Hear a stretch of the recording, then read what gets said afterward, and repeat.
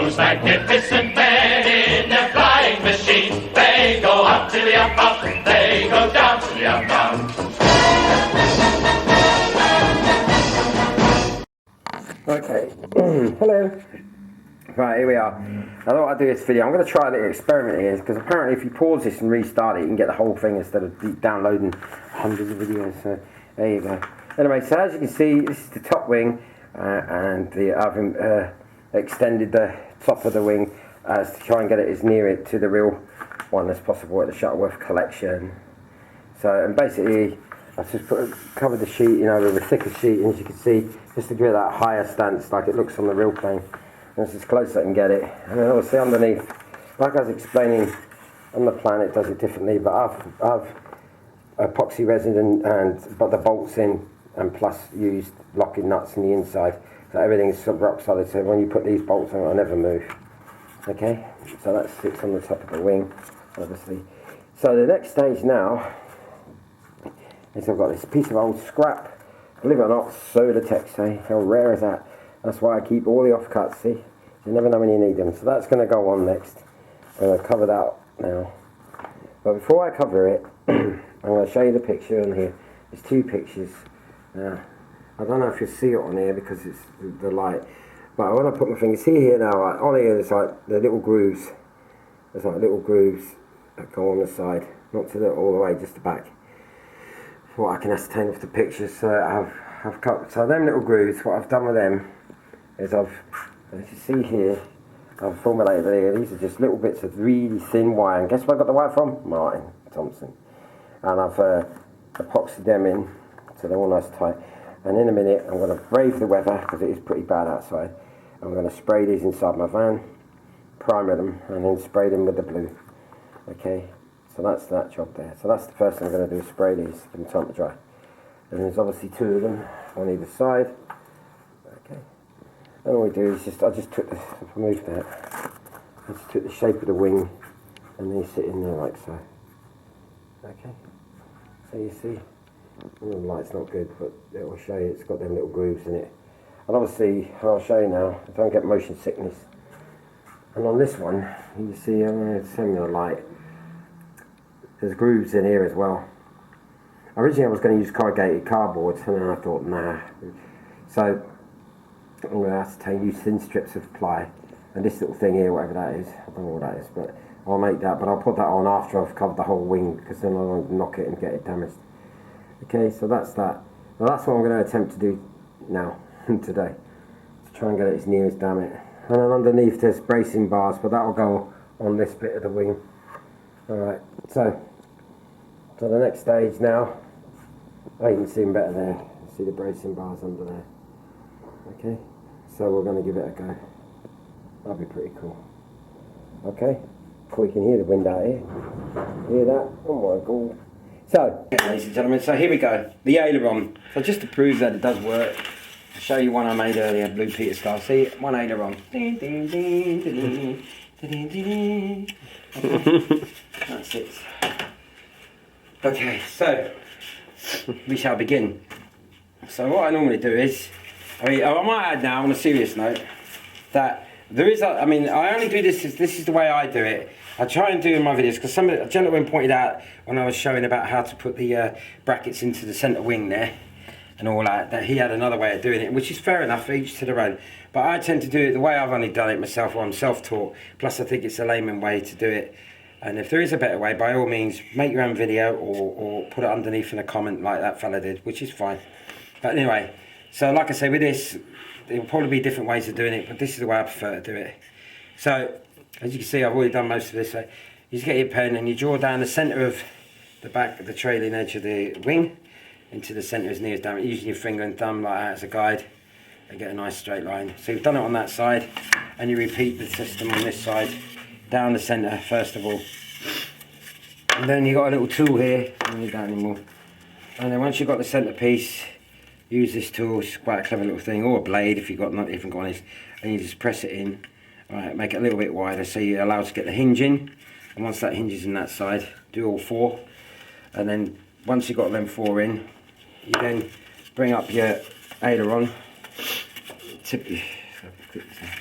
Oh, cold, Tony, you know what I mean? It's not good, is it? You know. See, my cameraman's got no sympathy at all. Typical. Right. So then you've got it. You bring it up to where you feel happy with it, and then don't. I use a pencil, not a permanent marker, just there and there to mark where the hinge is sitting on the back of the trailing edge. Once you've marked them, then you just repeat the process in the centre again with your doodah cutter, and then obviously I've put him on two ends there, not in the middle there where the servo's going to go, and then I also put one hinge nearest hammock to the end of the wing, so you've got no fluttery in. Okay, and then you obviously put it in to make sure it's all true, which I've done, and then that's basically that bit. Then what I've done is I'd like to hold my hinges in with just pieces of scrap balsa super glued in that side, so that's not a problem. Okay, right, excuse the sniffing, but there you go. So now we're on to the next bit to make the angle so that it goes up and down. So what I've done is where the hinges sit, I've gone with the permanent marker and I've just used my finger, giving us about 2 or 3 mil, like that, run it down either side, turn it around, do the same again. So it gives you a little angle. You could draw a little angle on there if you want, but that's it. And then we get what I call a razor plane. You can either sand it or you can razor it like I do, because I'm used to it. So we'll do one now. I'm just going to go here. You just quickly go down it like so. Right, you tend to try and look for your edge there, which is almost there. Get that first. And it doesn't matter if you go a bit wrong, it's going to come up again. See? It's perfect. Right. How should we get it wrong now? I'll cry, Tony, I'll cry. You can speak, you know. Nobody told me off the last time he was speaking on this. Oh, yeah. So, you know, just proves that you're real. Yeah, watch your finger. Watch my fingers. These little planes are fantastic. My friend Jimmy Tate gave me this and it was a present and I was like, very good. And I was quite pleased with it, to be honest. See, it's getting there now, almost there. Right. It's licensed to make a mess. Right, and then repeat it this side again.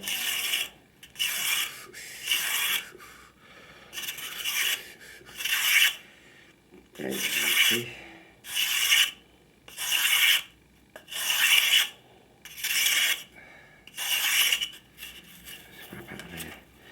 Right, at least you know it's live. Especially if I start bleeding. Okay.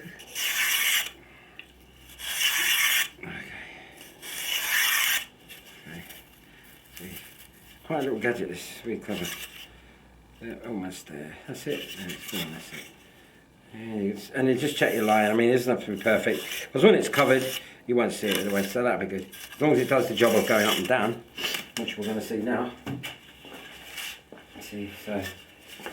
I mean, you could give it a little sand now, but I'm going to test it. See, we've got that in there. This, I thought this video would take longer, but it hasn't, basically. So we'll just put it in. Yeah. It probably helps not to have cellophane stuck in the way either. But there you go, that should be it now. So yeah, they're in. Right, and then also I have a little bit of, get out of there. You just don't want to see. And there you have it, one there laying down, one there over up. So there's enough there, more than enough clearance, you know, to make it fly. And that, ladies and gentlemen, is about it. So now you've got a choice. You can either, I haven't broke it, have I? No. So we got that like that, okay?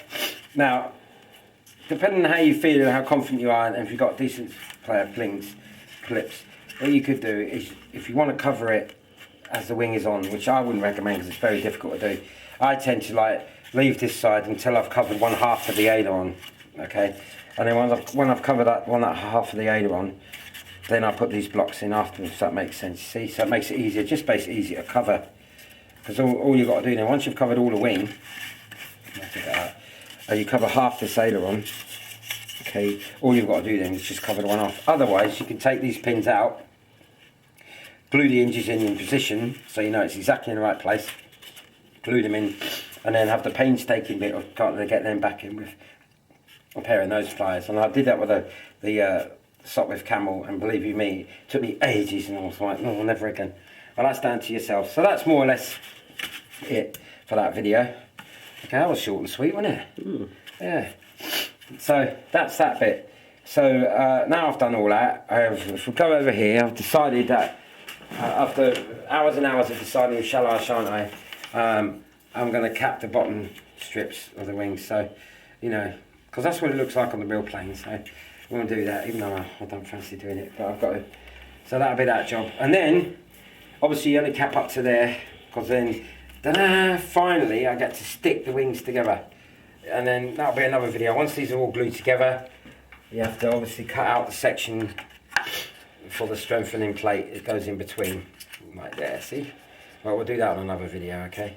But it's there. And as you know, it's a dihedral set. As you can see the angle, the dihedral is in there, so it's not a problem. I'm looking forward to that, because it actually looks like it's part of the wing. So you can look at me now. Right, ladies and gentlemen, thank you very much, and I'll just play my cameraman now. Right, so, there you go. Okay? Yep. Right in. Right, guys. Cheerio. Bye. Those magnificent men, those magnificent men, those magnificent men in the fly.